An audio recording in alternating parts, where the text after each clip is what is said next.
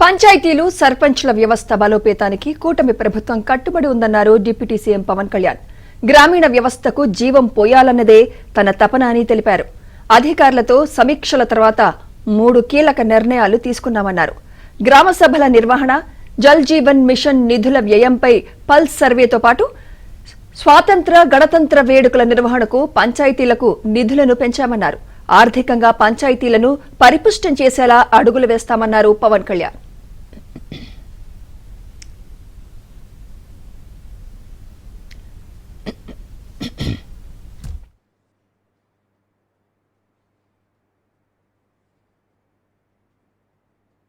పోయాలన్నదే తన తపన అని తెలిపారు. అధికారులతో సమీక్షల తర్వాత 3 కీలక నిర్ణయాలు తీసుకున్నామన్నారు.